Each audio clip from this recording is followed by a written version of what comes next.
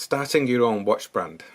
Anyone want to try? It's very simple. All you've got to do is click a few buttons on a computer, order a watch for $1 from China, put it on Kickstarter for $200, and then just sit back and watch the money roll in.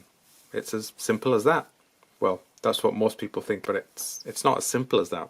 For the past few years, I've been getting emails almost every single day from people who want to start their own watch brand. The majority of these people are not really going to start a watch brand. They just want to find out what the prices are, what it's going to cost. They're just dreaming about starting their own watch brand, and they always say, well, how much is this watch going to cost me? And I always say, well, it depends on the type of watch you want to make. It's not a case of one size fits all.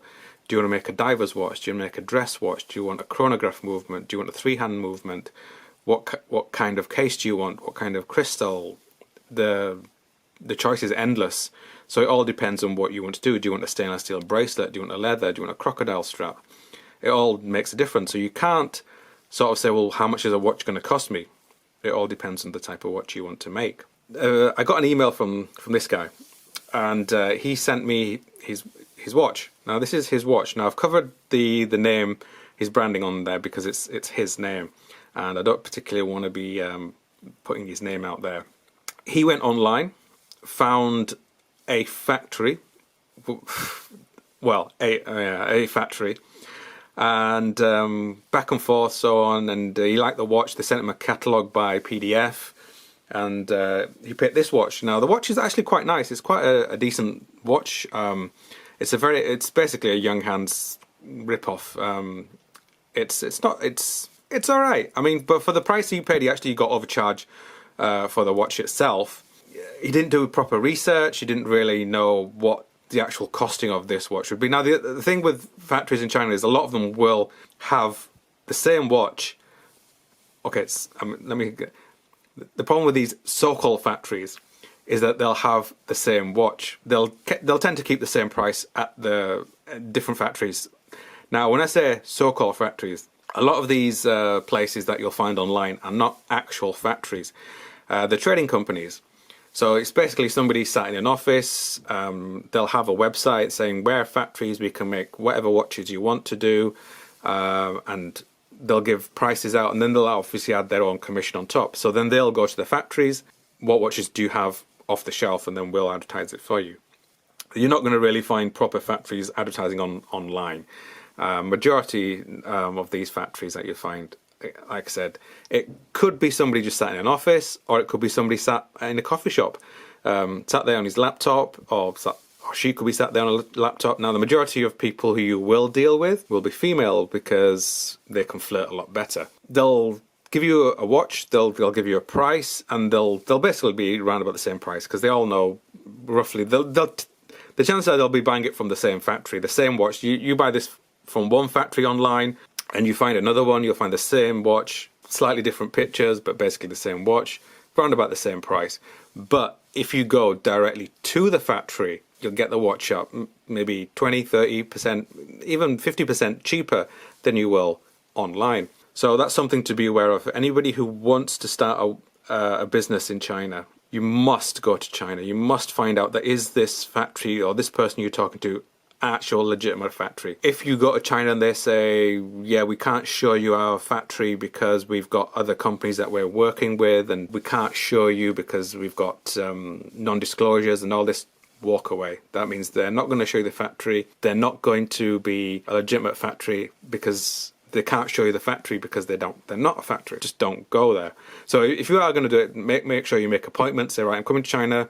I want to see the factory. Now the other thing is they'll say, yeah, no problem, don't worry. Come when you come to China, we'll pick you up from the hotel. We'll do this, we'll do that. And then when you actually get there, they'll say, oh, unfortunately, we can't take you to the factory, and they'll make excuses. Anyway, this guy, he didn't go to China. He did everything online. He found this company, I'm just going to call it a company, online. He liked the watch, he liked the website. I'm not going to show you the website or anything else like that. They'll steal pictures, or they'll even take pictures from other websites, or they'll go to factories, take pictures from the factories and then put them on their website. So just be very, very careful about ordering stuff online.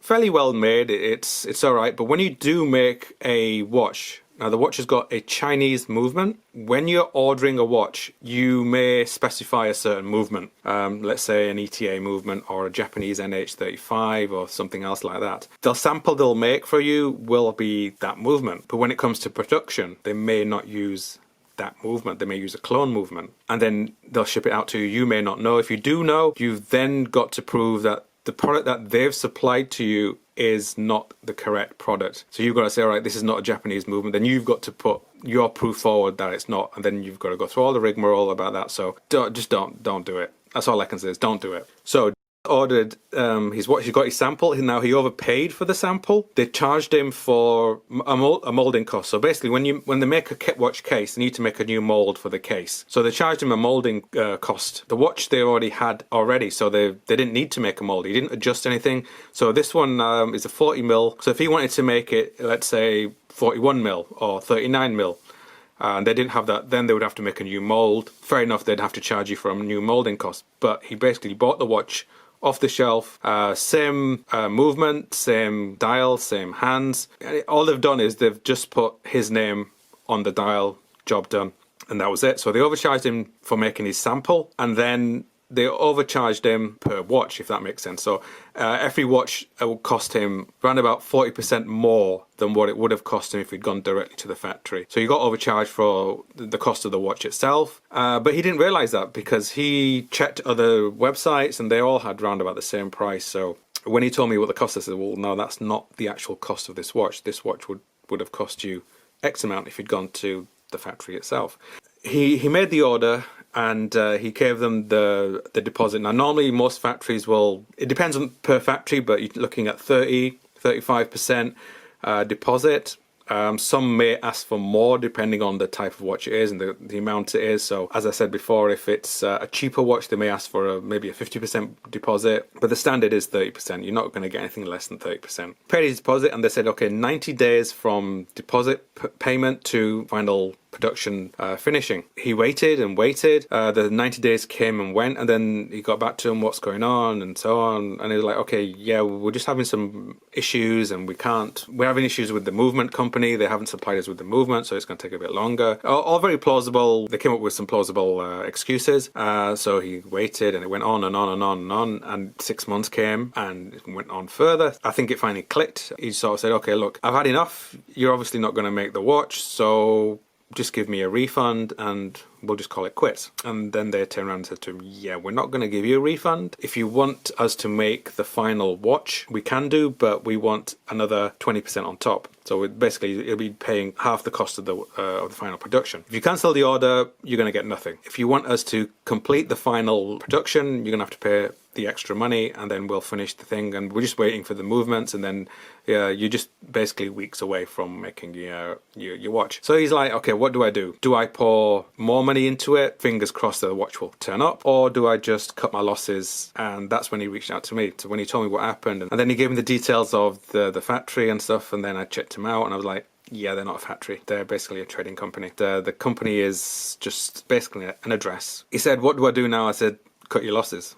That money that you've paid, write it off. You're not going to get that money back. The factories basically said, well, we've incurred cost of making the case and all this and that, so the watch is basically ready. Would they have completed the final? I have my doubts. I think they would have taken the extra money and then dragged it on a bit longer and longer, and they could have turned around and said, all right, we need another 25%. Or we need another 50% or we need the total cost of the production, or we're not going to do anything. He's now sort of, okay, what do I do? And he's come to the point where, okay, he's just going to write off the money and that's it. Now, well, with the cost of making the prototype and all the other things on top, and he didn't make just one, he made quite a few different colored dials and so on. He's into it for well over $1,000 that he's poured into this, and that money's just basically gone. Let that be a warning to anyone who wants to start a watch brand. Go to China. If you're going to be serious, make sure you find a legitimate company in China that will produce the watch for you. Have a look at what other watches they've produced. That's another thing you've got to look out for, is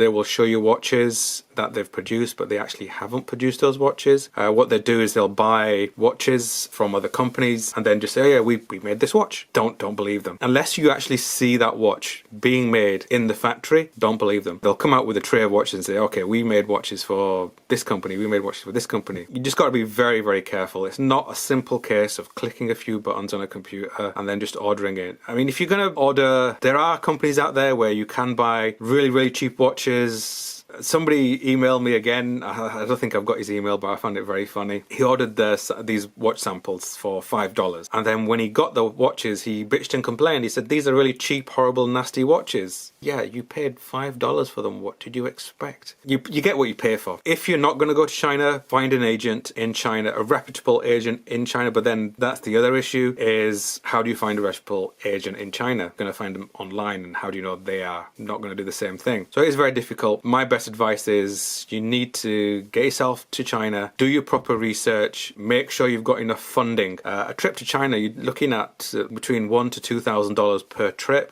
Your first thing you need to do is go and find your factory, do a tour of the factory, and don't just look at one, look at 3, 4, 5, as many as you can. Spend a few weeks out there and make appointments to see as many as you possibly can. What he's going to do now, I don't know. I think this kind of killed his dream of becoming a watch company. I'll see what he says, if he's going to continue with it.